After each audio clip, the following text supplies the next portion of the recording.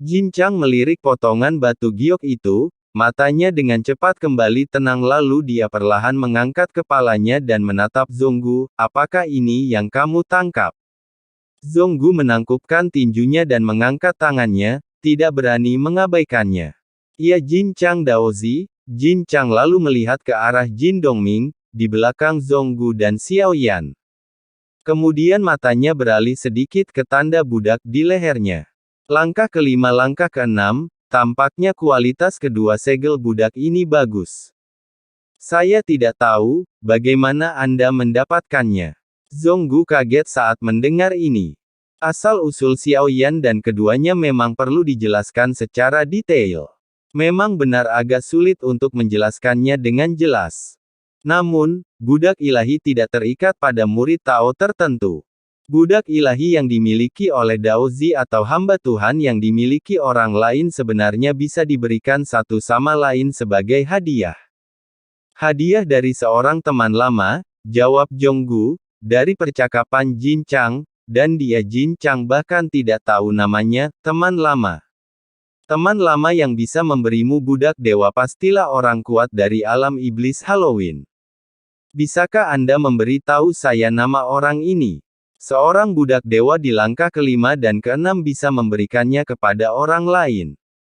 Itu membuatku sedikit penasaran, Jin Chang terus bertanya. Zonggu sedikit mengernyit saat mendengar ini. Wajahnya langsung menjadi dingin, Jin Chang Daozi bahkan tidak tahu. Teman lamaku baik padaku, sungguh suatu ketidaknyamanan. Merasa kasihan Zonggu membuka mulutnya dan menolak Jin Chang. Dia sedikit terkejut karena Jin Chang ditolak. Tatapannya pada Zonggu cukup dingin. Ini hanya ketidaknyamanan, langkah kedua lebih baik lebih meningkatkan diri sendiri. Semoga beruntung kali ini saya harap Anda terus mendapatkan keberuntungan seperti itu, Jin Chang selesai berbicara. Kembalikan saja potongan giok itu ke Yuyu, kemudian dia mengambil langkah dan langsung pergi. Zonggu sebenarnya tidak punya pilihan, saya hanya dapat memiliki nada yang sedikit lebih keras. Bukannya dia ingin menyinggung perasaan Jin Chang, tapi jika saya mengatakan lebih banyak, tidak menutup kemungkinan rahasianya akan terbongkar, sekalipun aku tersinggung, aku tidak bisa berbuat apa-apa. Tapi selama kamu berada di alam iblis Halloween bahkan Jin Chang tidak bisa berbuat apa-apa, apalagi ini bukanlah perseteruan hidup atau mati antara kedua pihak. Hanya saja Jin Chang akan lebih sering melihat Zonggu setelah ini. Zonggu Daozi menurut statistik, budak dewa yang Anda tangkap kali ini dapat ditukar dengan total 50.000 poin kontribusi. Tolong tunjukkan pesanan Daozi Anda, ucap Yuyu. Jongkook mengangguk. Dia segera mengeluarkan nilai kontribusinya yang hampir bisa diabaikan. 50.000 untuknya, dulunya adalah sosok yang ditindas dan nilai kontribusi 50.000 sudah sangat dilebih-lebihkan. Hanya diperlukan 10.000 poin kontribusi untuk menukarkan token kuno iblis abadi.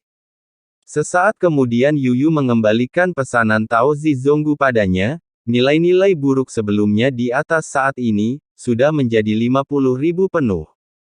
Zonggu yang mengambil alih perintah, Daozi lihatlah angka-angka di atas sulit juga menyembunyikan kegembiraannya, sedangkan untuk Xiao Yan, dia masih belum tahu apa gunanya nilai kontribusi ini. Tapi melihat ekspresi Zonggu nilai kontribusi harus memainkan peran besar, terima kasih untuk bantuannya. Zonggu mengucapkan selamat tinggal. Zonggu masih menangkupkan tinjunya dan mengangkat tangannya.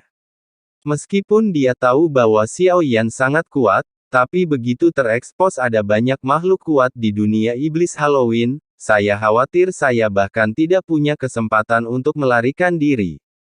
Yuyu juga mendoakan semoga Zonggu Daozi sukses di masa depan. Yuyu berbeda dengan Jin Chang, ada nada bercanda dalam kata-katanya, dan Yuyu merasa seperti berkah yang setia lagi pula, tidak ada yang tahu siapa berapa tingkat pertumbuhannya dalam 100 atau 1000 tahun. Sama sekali tidak perlu menarik garis batas antara Anda dan saya. Zonggu sedikit menangkupkan tinjunya dan mengangkat tangannya, kemudian dia berbalik dan pergi. Bersama Xiao Yan dan Jin Dongming, burung hantu batu, kami akan kembali sekarang atau pergi ke aula semua orang suci. Zonggu berdiri dengan tangan di belakang punggungnya. Terbang ke depan perlahan tidak melihat ke belakang, ibarat seorang tuan sedang berbicara dengan pelayannya. Sebelum Xiao Yan dapat berbicara, Zonggu melanjutkan, Anda dapat menggunakan poin kontribusi, untuk menukarkan apa yang Anda inginkan di aula Halloween. Xiao Yan baru saja hendak menjawab, tapi saat ini Suyu tiba-tiba membuat beberapa gerakan. Xiao Yan segera mengerutkan kening. Kembali, Xiao Yan hanya mengucapkan satu kata. Zonggu mengerti. Cepat, Xiao Yan mengucapkan sepatah kata lagi. Zonggu segera mengontrol kompas kembali ke guanya secepat mungkin. Gua itu tidak besar, bersih di antara mereka segala sesuatu di dalamnya bahkan lebih terorganisir. Terlihat bahwa Zonggu adalah orang yang bijaksana. Tentu mungkin juga terlalu banyak kebencian yang menumpuk di hati saya. Buat dia mengubah mentalitasnya setelah memasuki gua. Xiao Yan segera berkata, kalian berdua menunggu di luar gua. Anda tidak bisa masuk tanpa panggilan saya. Suara Xiao Yan keluar, keduanya bingung. Lakukan saja segera. Xiao Yan duduk bersila, keluarkan batu giok khusus. Jiwa tenggelam, perasaan aneh menghampiriku saat cahaya biru menyala di depan mata Xiao Yan. Sebuah platform batu dengan tulisan 9 terukir di atasnya muncul di depanku. Saat ini, 8 angka lainnya sudah ada. Xiao Yan adalah orang terakhir yang masuk. Saya pikir Jiu tidak akan datang ke pertemuan ini. Segera setelah dia berkata, latihan di luar, beberapa masalah sedikit menunda saya.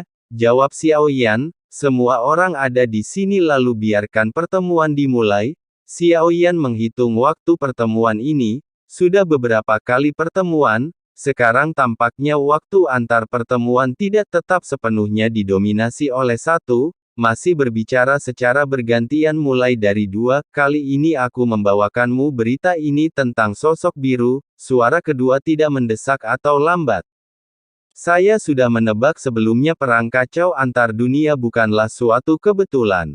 Tapi ada seseorang yang menghasutnya, menyamar sebagai orang-orang yang terbangun dari alam dewa kekacauan. Bukan pelayan kerajaan. Aku menangkap satu. Begitu pernyataan ini keluar semua tokoh melihat keduanya, meski aku tidak bisa melihat ekspresinya tapi di bawah warna biru ini, ekspresinya harusnya luar biasa, aneh, untuk mengatakannya setelah saya tangkap, saya tidak menangkapnya sampai saya mengejarnya melewati beberapa dunia. Orang ini, harus dikatakan bahwa ini, adalah hal ini, bukan manusia, itu adalah bayangan, setelah aku menangkapnya itu runtuh begitu saja dan menghilang, tapi itu tidak penting, saya segera menyadari bahwa saya mungkin telah jatuh ke dalam jebakan. Segera kembali ke duniaku hal ini untuk mengetahui bahwa ada masalah dengan penghalang dunia, sebuah retakan muncul. Retakan ini akan memungkinkan makhluk dari dunia lain memasuki dunia ini, Anda harus waspada setiap saat dalam waktu singkat. Sosok biru ini sangat aneh. Dan orang di baliknya sangat pintar, tapi menurutku mereka menyamar sebagai yang terbangun. Mungkin kamu hanya ingin aku merasakannya itu berasal dari alam kekacauan, tapi menurut saya sangat mungkin, mereka, adalah orang lain, ucap pelan berbicara dengan sangat lambat, diharapkan semua yang hadir dapat memahaminya, saya kira kita semua berasal dari dunia yang berbeda, sekarang saya harap Anda bisa mengakui satu hal, itu tidak akan berdampak apapun pada Anda. Hal ini akan mempengaruhi keselamatan 9 alam selanjutnya. Petik 2.